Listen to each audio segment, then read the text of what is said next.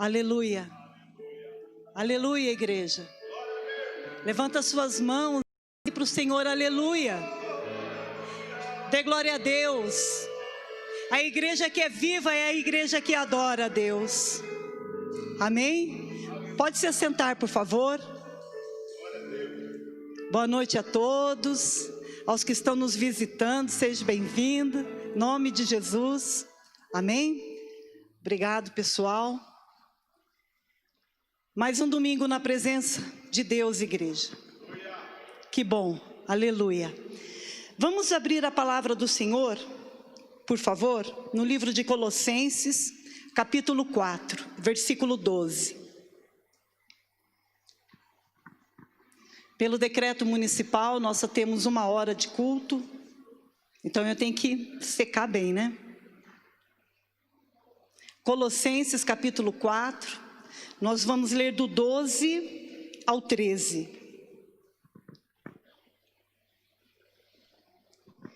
E o tema dessa palavra esta noite é: qual que é a tática? Qual é a tática do diabo? Desde o início? Você saberia responder? Qual que é a maneira que ele age desde o início? Vamos começar por Colossenses então, por favor. Versículo 12.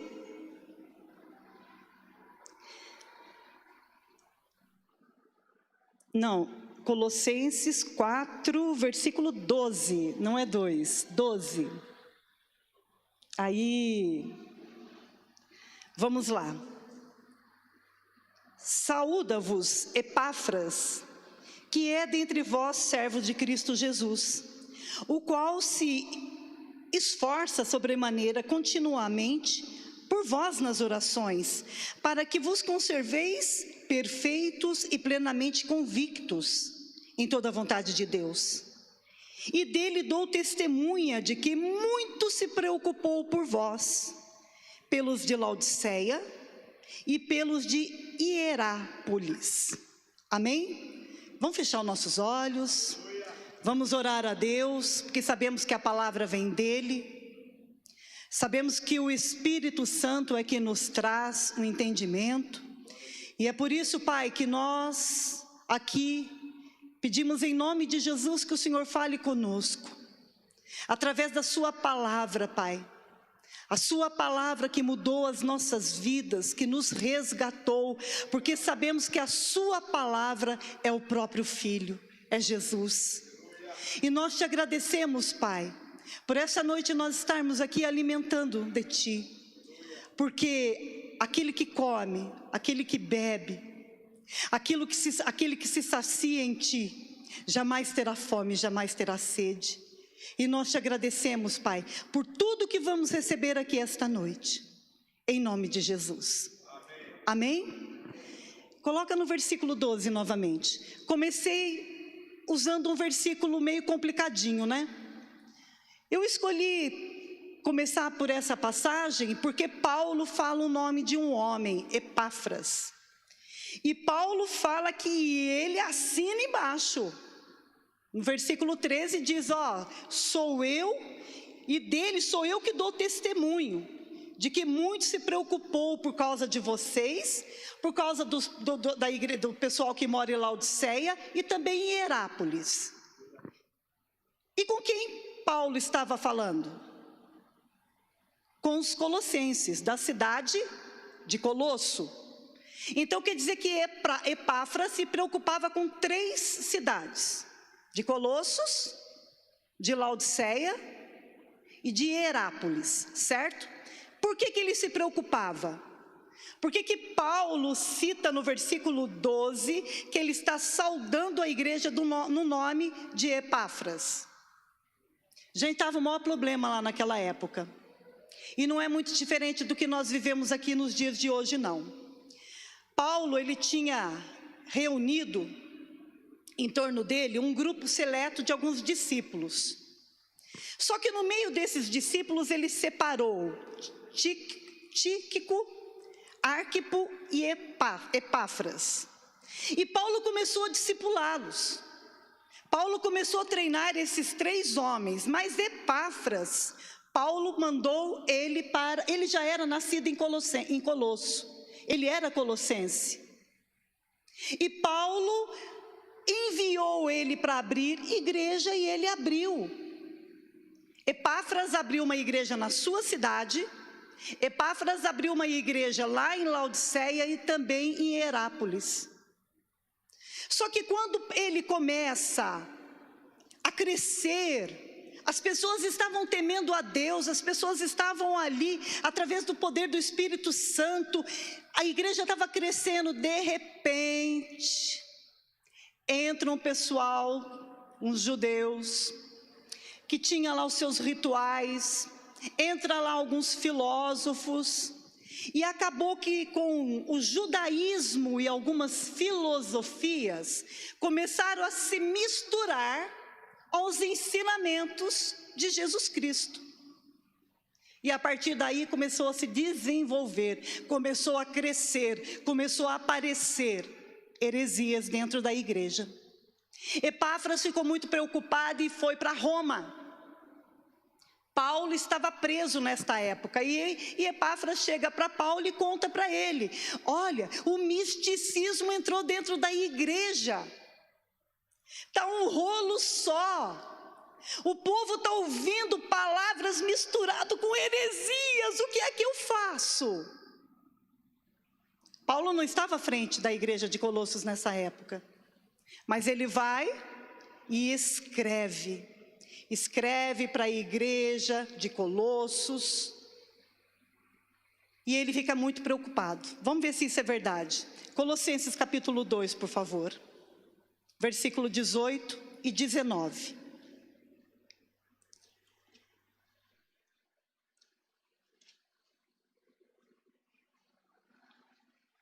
Abriram?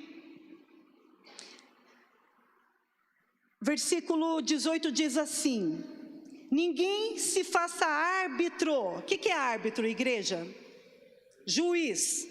Ninguém se faça árbitro contra vós outros, pretextando humilde e culto dos anjos, baseando-se em visões, enfatuado sem motivo algum na sua mente carnal, e não retendo a cabeça, do qual todo o corpo, suprido e bem vinculado por suas juntas e ligamentos, cresce, e o crescimento que procede de Deus. Por melhor que seja a tradução da Bíblia, você tem que ler várias para você poder entender verdadeiramente o que é que Paulo quis dizer no versículo 18 e 19. E ele quis dizer assim: parece que no meio de vocês tem levantado pessoas que ficam julgando os irmãos. Parece que no meio de vocês tem pessoas que se acham melhor só porque têm visões, só porque cultuam os anjos. Mas peraí, aonde é que está escrito que devemos cultuar os anjos? Então é isso que Paulo está dizendo. Vocês se esqueceram que o cabeça da igreja é Cristo, e que quem dá crescimento é Deus.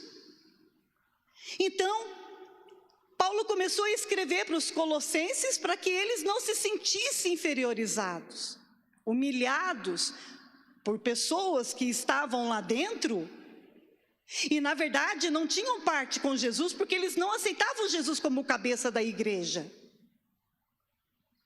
Não se fiquem se sentindo piores, menosprezados, porque fulano diz que tem visões, fulano diz que conversa, fulano diz que faz isso, faz aquilo, e vocês dizem que não conseguem ver. Mas não é por aí. E Paulo foi escrevendo tal, porque ele sabia que os membros tinham sido humilhados. E na verdade Paulo já tinha falado sobre a apostasia. Parece meio complicadinho no começo, mas vocês vão entender. E Paulo, diante de tudo isso, já tinha falado sobre a apostasia. E vocês lembram o que é apostasia? É quando a pessoa nega a fé, quando a pessoa nega a doutrina. Neste caso, a doutrina de Jesus Cristo que foi dada. E eles estavam negando. Eles estavam fazendo as pessoas se sentirem inferiorizadas, porque eles não tinham visões. Algumas coisas muito erradas naquele lugar estavam acontecendo. Eu já presenciei isso há muito tempo atrás, quando numa determinada igreja começou a se marcar a hora que o anjo ia descer. E o povo deixou de vir na igreja para ir na outra igreja que era da Sara Nossa Terra na época, para poder ver os anjos falarem, quer dizer, e Cristo? E Jesus? Essa não é a doutrina da Bíblia? A doutrina da Bíblia não é adorar a anjos, não é consultar a anjos.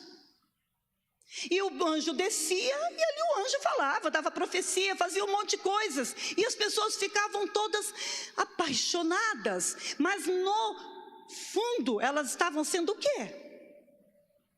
Enganadas. É assim que o diabo age desde o início. Qual é a tática que o diabo usa desde o início? O engano. O engano. Aí Paulo já estava falando sobre apostasia naquela época, e eu pergunto para vocês, na onde é que iria aparecer a apostasia? No meio dos crentes, no meio da igreja, no nosso meio. Até hoje, se nós não vigiarmos e não lermos a palavra, nós podemos cair no engano, igreja. Nós podemos cair no engano. Aí você fala assim para mim, mas pastora, o que é um engano? Você está falando que é do diabo. Então quer dizer que se Paulo diz que a apostasia é deixar a doutrina de Cristo, então a doutrina de quem eles estavam ouvindo? Ué, vocês vão ler agora, não sou eu que digo, é a palavra. Paulo afirmou para eles que eles estavam escutando e aprendendo doutrinas de demônios. Então presta atenção, o que você vai ouvir agora. Você não precisa ter contato com o demônio cara a cara, falar com ele e invocar para que ele possa te ensinar. Você não precisa ir em lugares onde é ensinado literalmente a doutrina do demônio. Não, você não precisa ir. Basta alguém subir aqui, aquele que tiver a oportunidade de pregar a palavra, e pregar qualquer coisa que está fora da palavra de Deus. Isso é doutrina de demônios, isso é engano. Amém, igreja? Vamos ler então 1 Timóteo, capítulo 4, versículo 1 e 2.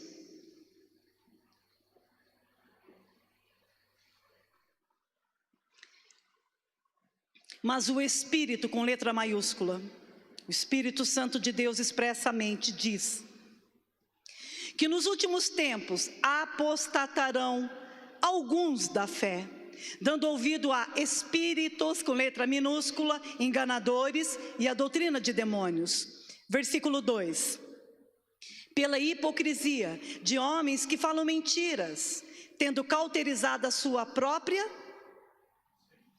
O que é que cauteriza a mente de uma pessoa? O erro, o pecado. Porque mesmo sendo pregado um engano, nós temos a liberdade de decidir se nós queremos o certo ou o errado. Amém? Só que nós não podemos nos basear em pessoas que muitas vezes nós amamos e confiamos. Eu amo meu marido, igreja. Eu confio nele, e eu sei que é recíproco. Mas se algum dia ele pregar alguma coisa que está fora daquilo que eu aprendi, ou vice-versa, eu não vou acreditar nele. E é assim aonde eu estou também, na igreja que eu estou servindo. Se qualquer coisa que fere a minha consciência, diante da palavra de Deus, pode ser que seja quem for, eu estou fora. Eu fico com o certo, com a palavra de Deus, e eu sei que isso vai me trazer muitos problemas. Mas o certo é o certo, e o engano é engano desde o início. Amém? Glória a Deus. Então fica muito claro que você não precisa estar com demônios para você aprender, às vezes, o que é errado. E o que então entrou dentro daquela igreja de Colossos? Que misticismo era aquele? ele tem o nome de gnosticismo. Vou ler aqui para não correr o risco de falar alguma coisa errada ou esquecer alguma coisa, mas foi isso que entrou na igreja de Laodiceia e deixou ela morna. Foi isso que entrou na igreja de Colossos, era uma igreja firme, quente. E foi isso que entrou na igreja de Herápolis, que deixou ela gelada. Gelada. O que é o gnosticismo? Os gnósticos acreditam que a natureza humana existe o princípio do dualismo, isto é, eles acreditam que tem o corpo e o espírito. Portanto, se eu errar, segundo eles, eu errei e pequei na carne, não foi no espírito. Então, como um é independente do outro, meu corpo é uma coisa e o meu espírito é outra, se eu pecar não vai afetar meu espírito. Uma vez salva, sempre salva. Então quer dizer que se eu pecar, o pecado é no meu corpo, eu não vou atrapalhar no meu espírito é bom, gente, meu espírito vai voltar para Deus. Entenderam o que é? Deixa eu ver aqui. O corpo e o espírito são duas entidades, mas são separadas, são opostas. Para eles o pecado habita somente na carne, tornando-a totalmente má, mas o corpo pode fazer tudo o que lhe agrade, vivendo nos prazeres da carne, porque o que importa é o espírito, e esse é totalmente bom. Então, resumindo, o gnosticismo é um sistema filosófico e religioso que veio do judaísmo, que ensina que o conhecimento é melhor que a fé e é a chave da salvação. Tudo o contrário, totalmente oposto ao que o Senhor Jesus Cristo nos ensinou. E a base do gnosticismo é afirmar que Jesus não é Deus, é sim apenas mais um ser angelical, uma emanação do bem. Foi aí então que Paulo foi com tudo para cima dos colossenses. Foi aí então que Paulo falou: como é que é, Epáfras? Pega o papel aí, anota tudo que eu vou te falar. E ele começa a escrever. É o que está escrito agora, Colossenses capítulo 1, versículo 13. Presta bem atenção, por favor, o que vocês vão ler. Nós vamos ler do 13 ao 18. Então, quer dizer que Jesus Cristo não é Deus. Quer dizer que Jesus Cristo é uma emanação, é um anjo, né? Então, quem chama Jesus aqui, ele é apenas um anjo, consulta ele, ele vai embora e fica por aí mesmo. E vamos viver a vida, vamos fazer o que a gente quiser, porque isso não vai afetar o nosso espírito. É isso, a doutrina deles. E Paulo diz: ele nos libertou do império das trevas e nos transportou para o reino do Filho do seu amor, no qual temos o que, igreja? A redenção, a remissão dos pecados. Este é a imagem do Deus invisível, o primogênito da criação. Primogênito da criação não no sentido de humanidade, igreja, mas no sentido não no sentido de divindade, sim de humanidade, porque ele não é o primogênito, ele não foi primeiro criado, foi ele quem criou todas as coisas. Então preste bem atenção no que vocês estão lendo aqui, porque isso daqui é o que os testemunhas de Jeová acabam se embasando. Este é a imagem do Deus invisível, primogênito de toda a criação, pois nele foram criadas todas as coisas no céu e sobre a terra, as visíveis, as invisíveis, sejam tronos. Vocês estão dizendo que ele é só uma emanação? Ele criou as coisas invisíveis e visíveis, sejam tronos, sejam soberanias, quer seja principados, quer potestade, tudo foi criado por meio dele e para ele. Ele é antes de todas as coisas, nele tudo subsiste. Ele é o cabeça do corpo, ele é o cabeça da igreja, ele é o princípio, o primogênito entre os mortos, para em todas as coisas ter a primazia. Eu imagino a hora que a igreja recebeu esta palavra. Eu imagino, uns acreditaram, outros não acreditaram. Mas esse é o direito de todas as pessoas, vocês não concordam? Nós podemos acreditar naquilo que a gente quiser. Só que nós que estamos aqui reunidos no nome do Senhor Jesus, nós já entendemos, nós já fizemos a nossa escolha, que é servir a Deus de todo o coração, com toda a nossa força, com todo o nosso entendimento. Então, meu entendimento e o de vocês, eu tenho certeza que não está colocado em pessoas, mas em si no Filho de Deus. Amém? E por aí vai, né? Aí Paulo escreve todas aquelas coisas. Isso começa a acontecer também nos dias de hoje. A noiva de Jesus continua sendo perseguida, assolada com enganos, com mentira, ensinando a amar mais a criação do que o Criador. Aí eu me lembrei daquela frase que diz: vede que ninguém vos engane. Vocês lembram quem disse isso?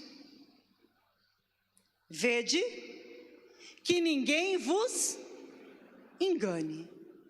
Vamos lá para Mateus. Hoje nós vamos caminhar pela Bíblia. Capítulo 24, versículo 3 e 4.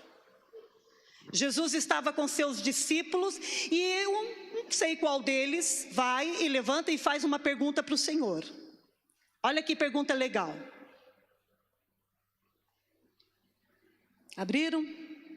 E estando assentado no Monte das Oliveiras, chegaram-se a ele os seus discípulos em particular, dizendo, vão fazer uma pergunta, ó.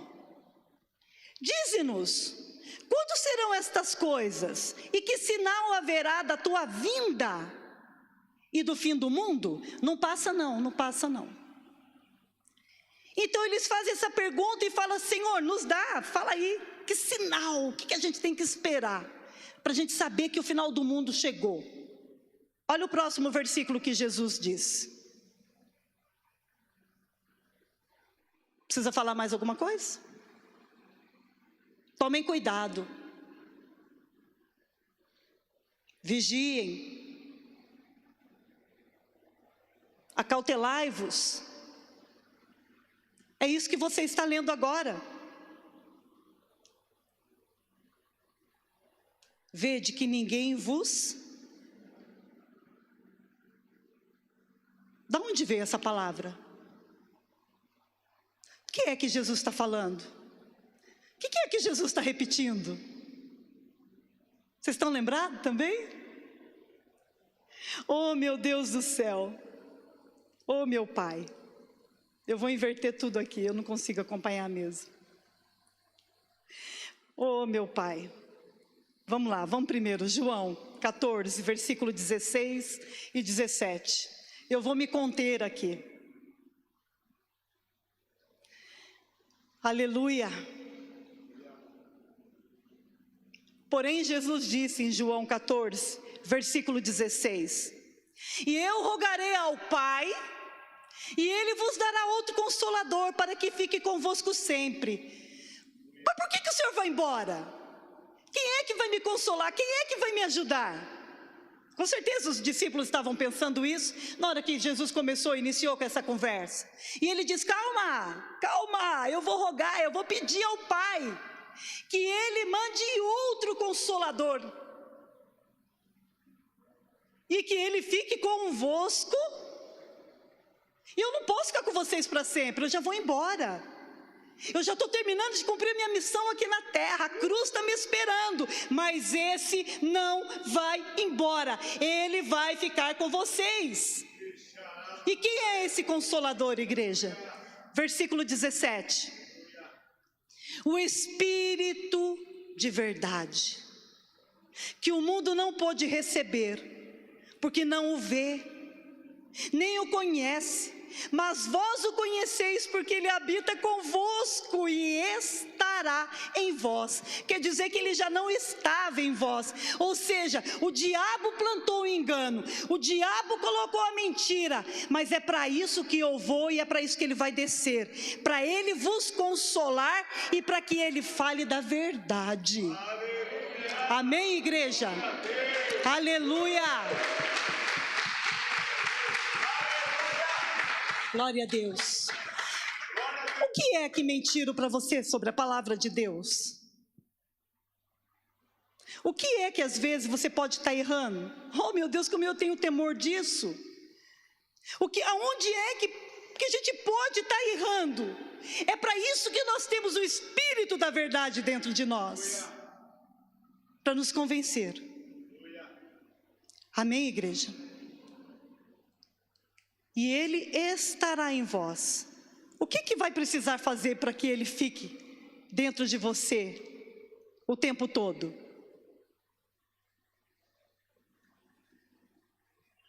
A sua escolha, a sua decisão.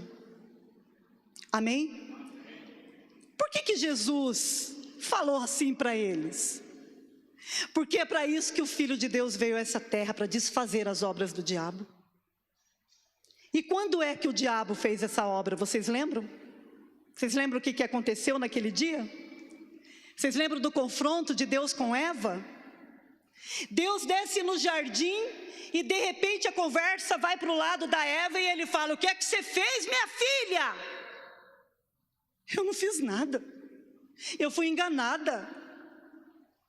Qual é a tática do diabo desde o início? O engano. O engano. Eu não fiz nada, Senhor, eu fui enganada. Ela falou direitinho para mim as coisas, Senhor, e eu olhei para aquela árvore, eu vi que ela era boa, eu vi que ela era agradável, eu vi que ela era prazerosa, e eu fui e tomei do fruto e comi. Eu fui enganada. Agora, olha só o que está escrito na palavra de Deus, no capítulo de Gênesis, capítulo 3, por favor, no versículo 5. Isso aqui vai fazer toda a diferença agora, para o seu entendimento.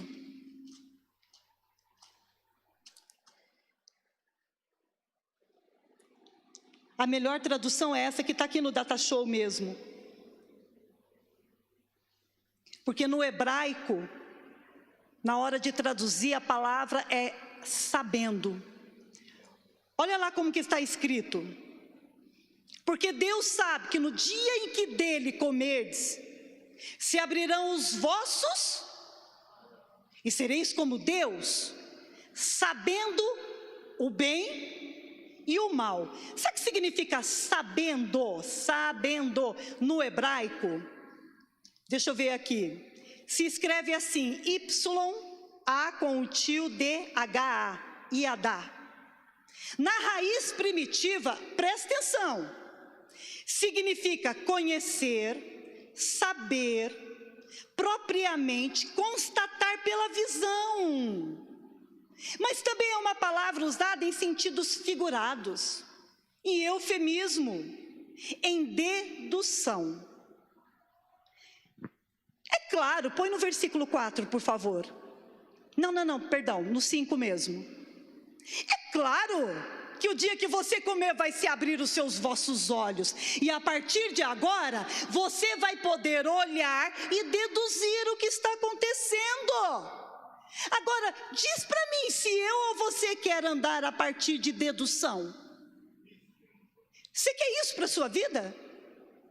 Ou você quer andar pelo Espírito, sabendo que aquilo é o certo, e que Deus é Deus, e que Ele pode falar com você, te ajudar nas suas decisões, ajudar nas suas perguntas, nas suas questões?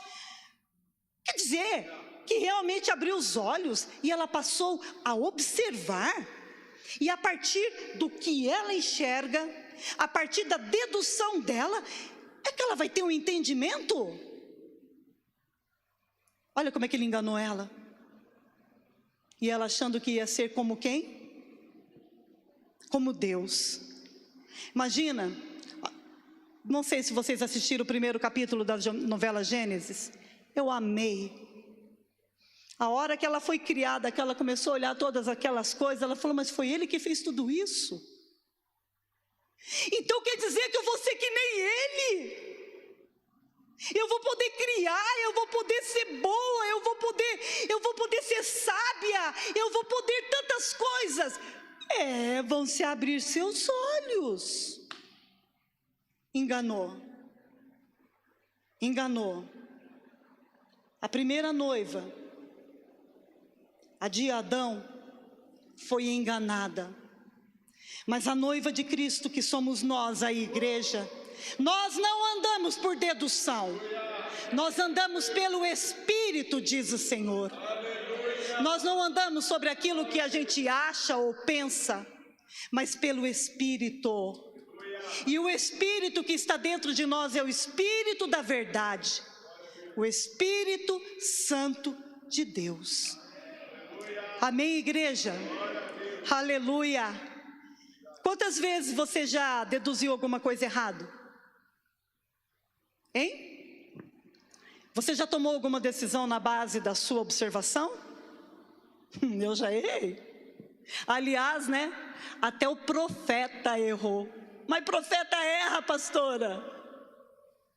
Samuel errou. Deduziu que o bonitão lá, né? Ia ser o rei. Mas na verdade, quem que foi o rei?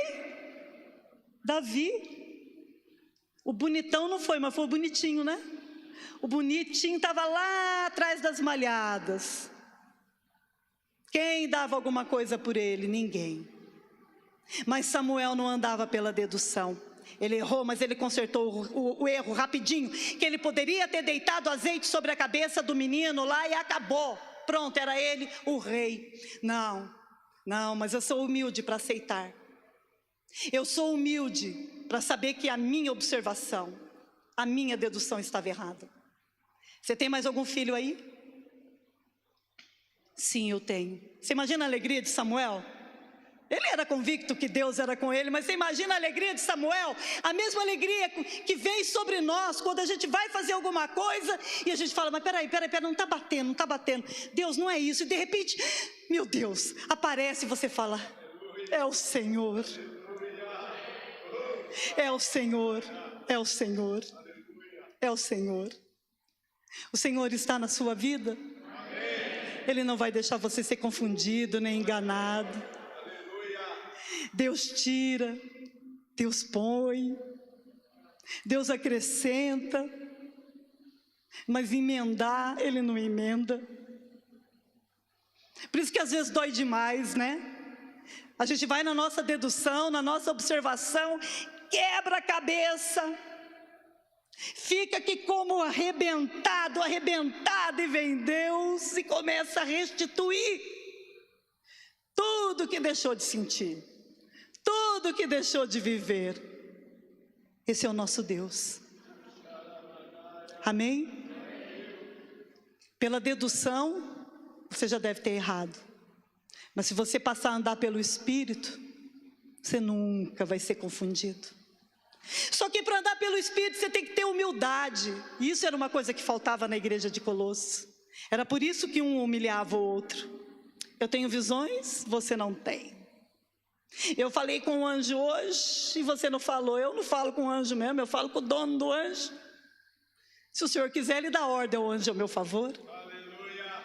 Amém? Mas é humildade para reconhecer. É humildade. Amém, igreja? Amém. Aleluia. Jesus depois ainda começa a dizer. Ele disse para os discípulos, naquele dia que estavam representando a sua igreja: vede que ninguém vos engane. Hoje nós temos o Espírito da verdade. Não devemos mais andar sobre o que vemos, ouvimos ou deduzimos. Nós temos a palavra de Deus para ser consultada, igreja. Aleluia. Ele disse: virão muitos em meu nome. Muitos usarão o meu nome. Mas um novo evangelho, que não é de Jesus, já começou a ser pregado há tempos atrás, igreja. Um evangelho que não tem essência, um evangelho que não tem cruz, um evangelho que tudo pode e que nada afeta a pessoa. Um evangelho que fala que você não tem que prestar conta para ninguém. Há muito tempo já vêm as pessoas, algumas pessoas usando o nome do Senhor, mas nenhuma tem parte com Ele, porque na verdade o cabeça da igreja não é Jesus, no caso dessas pessoas.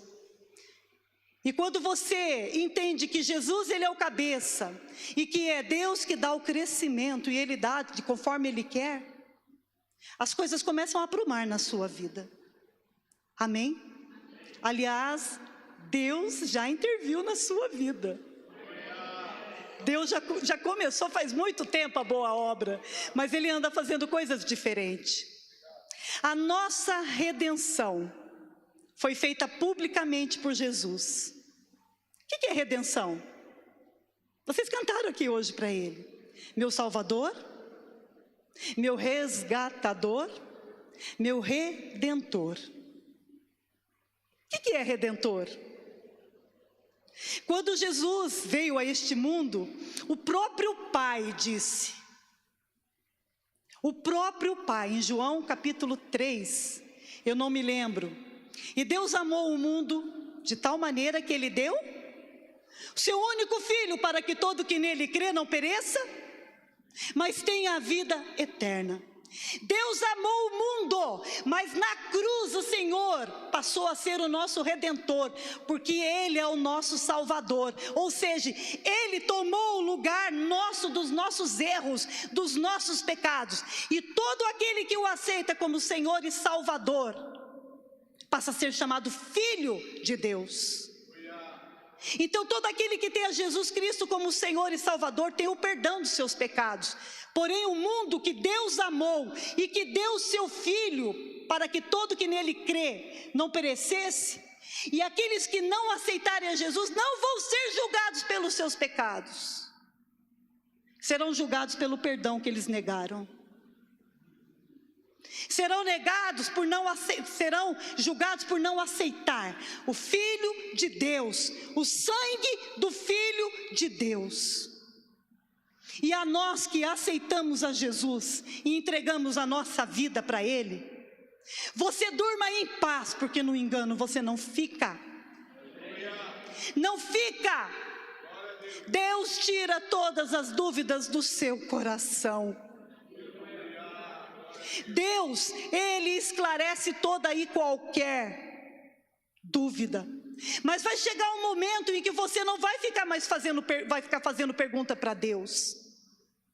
Vai chegar um momento que Deus vai falar: mas eu ainda tenho que te responder isso? Está escrito. Então não é de entendimento, não é o muito saber que vai te salvar. O que vai nos salvar é a nossa fé. Você crê ou não crê? Vocês estão entendendo? E o que mais o diabo quer esses dias nos assolar é mexer com aquilo que a gente tem mais de sagrado, que é a nossa fé. Eu disse para vocês, e eu digo de novo aqui hoje, no dia que a minha filha chegou da cirurgia, naquela mesma noite nós tivemos que correr com ela.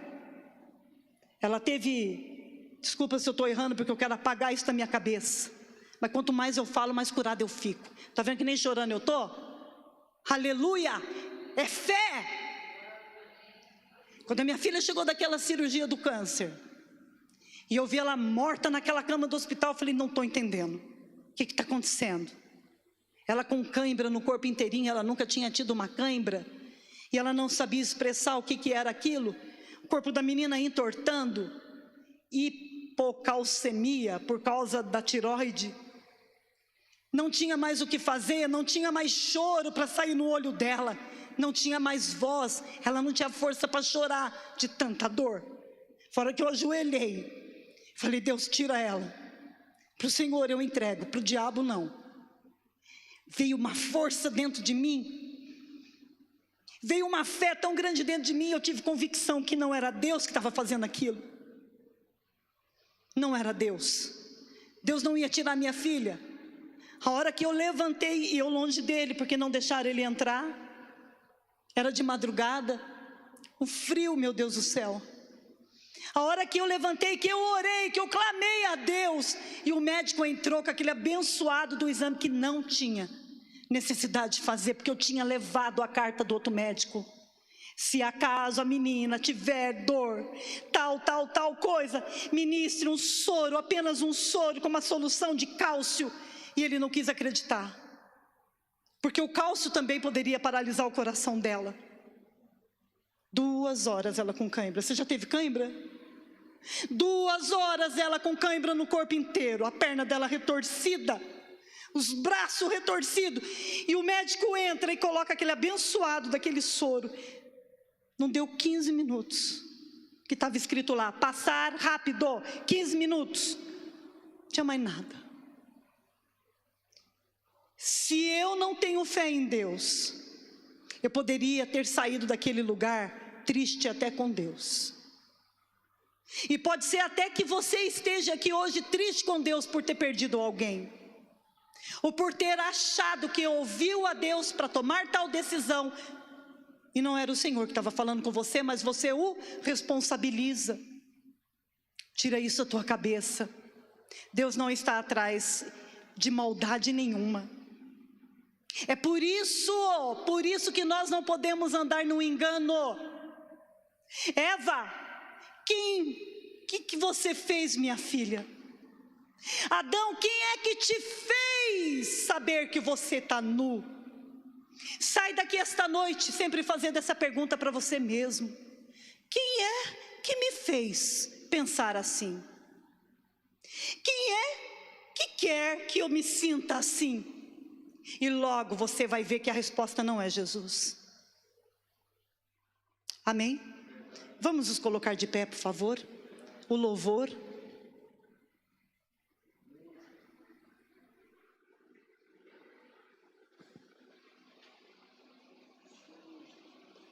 Aleluia. Glória a Deus, Pai. Olha quantas coisas nós estamos passando na igreja. Acredito que no coração de vocês tem tantas dúvidas aí, até...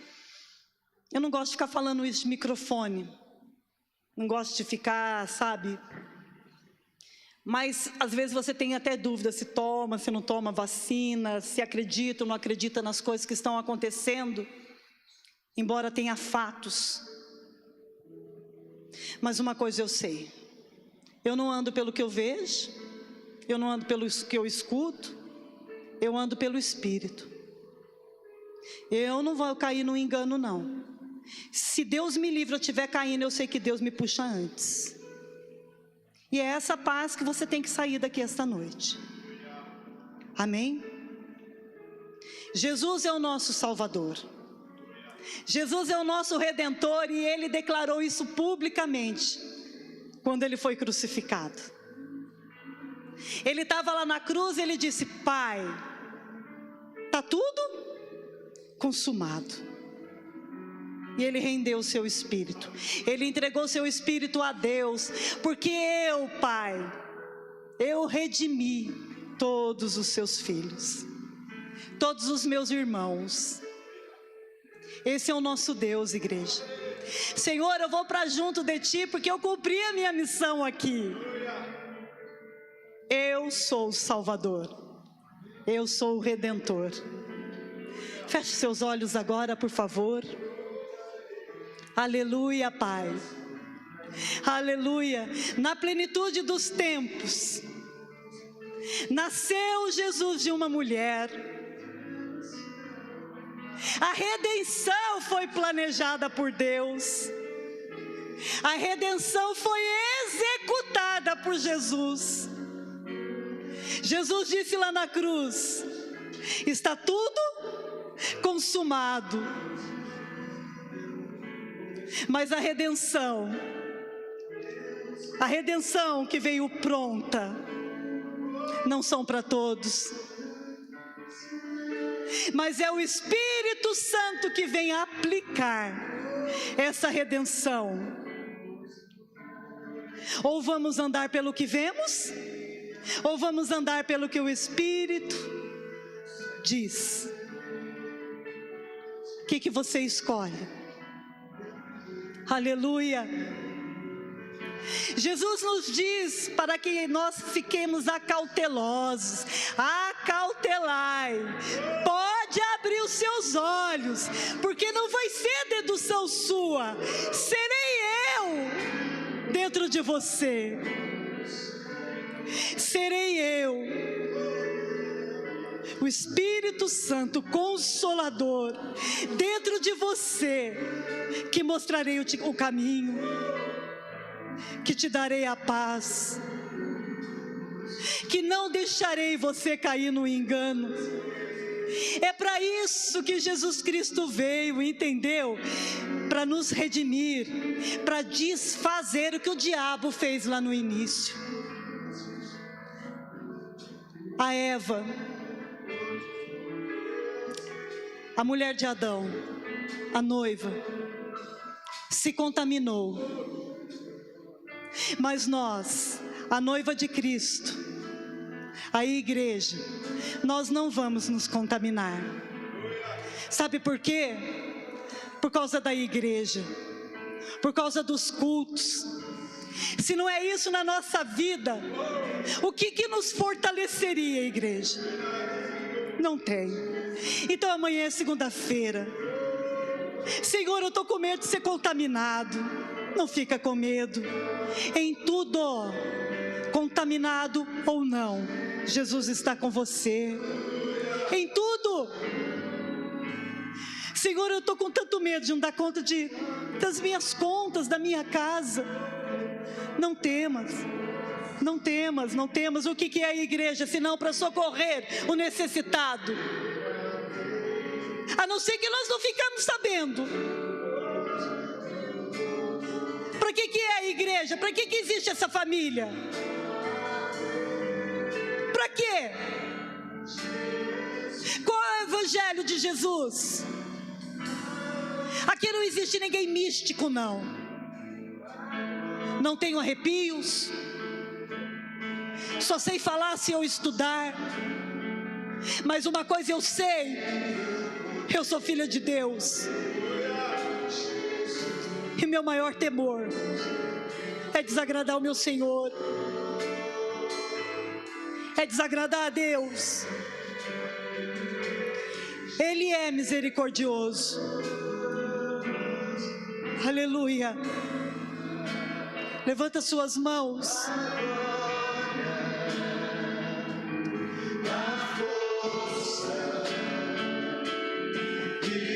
Aleluia.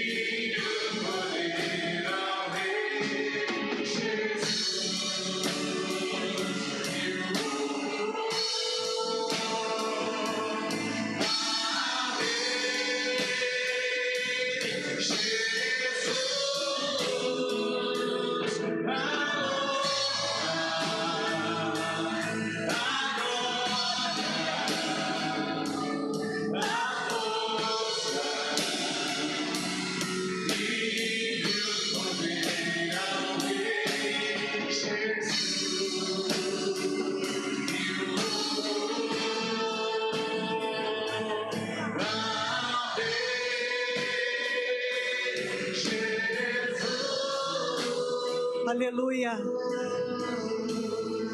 A palavra para nós essa noite, igreja, é: acautelai-vos. Não deixe que ninguém vos engane. Ninguém. Não deixe que ninguém. Você entendeu por que você não pode deixar?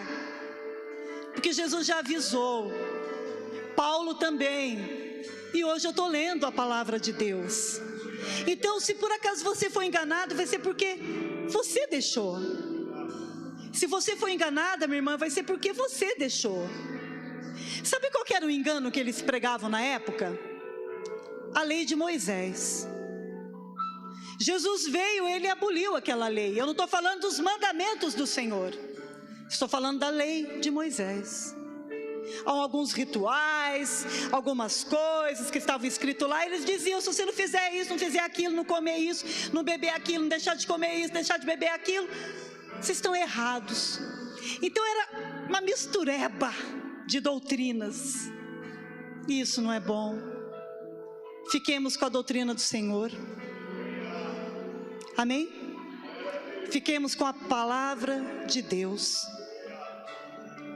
O pecado, ele destrói a tua alma. Sabia? O pecado distancia todos nós de Deus, que é o Espírito. E o pecado adoece e mata o corpo. Então não se enganem. Pecado é pecado. Ponto final. Pecado é pecado. Está escrito. Então não tem como contestar. Não tem. Nós sabemos o que nós podemos, o que devemos, porque a gente lê a Bíblia. Então, se você não tem esse hábito, eu aconselho você comer a Bíblia. Vai descer docinha como mel na hora que você lê. Mas na hora que cair lá no estômago, diz que arde. Oi? Queima. Eu vou ter que deixar de fazer isso? Sim, você vai precisar deixar de fazer isso. Senhor, mas eu vou precisar deixar de falar assim? Sim. Senhor, mas... Sim. Senhor, mas... Pronto, salário do pecado é a morte. Ou ela é doce ou ela é amarga. Inverter amargo e doce aqui não existe. Se acertem com Deus. Dê a Ele toda a honra. Dê a Ele toda a glória. E agradeçam por tudo que Ele está fazendo na sua vida. Para muitos é uma nova chance. Para muitos é uma nova oportunidade. Amém? Eu olho para vocês e eu sinto como se eu estivesse ouvindo a palavra pela primeira vez, porque só eu e Deus sabemos quem eu era no mundo.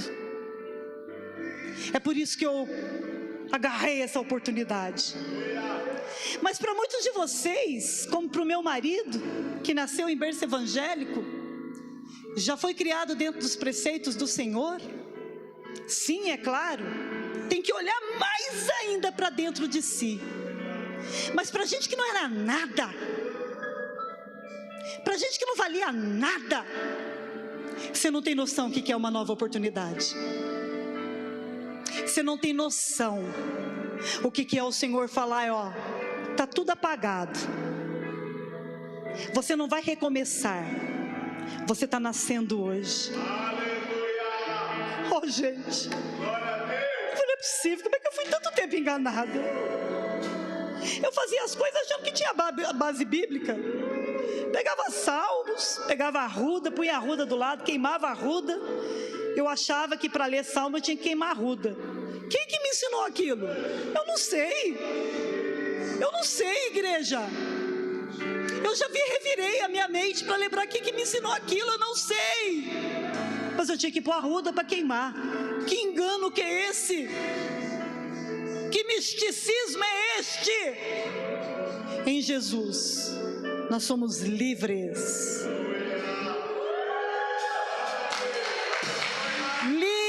Livres.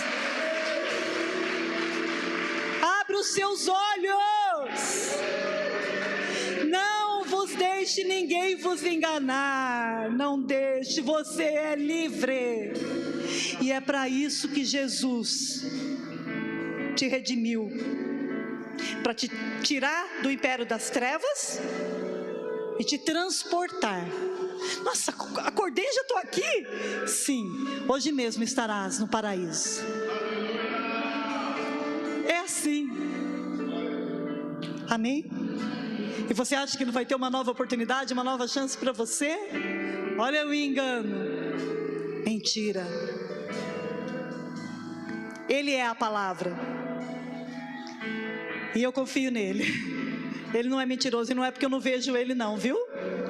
Porque quando a gente não vê, fica fácil de confiar, né? Não. Ele é tudo para mim. Ele não precisa mais responder pergunta nenhuma minha. Já está tudo aqui, ó. Está consumado. Eu sou dele, eu sou do meu amado, e o meu amado é meu, e acabou. E que o Senhor tenha misericórdia, que eu não venha cair.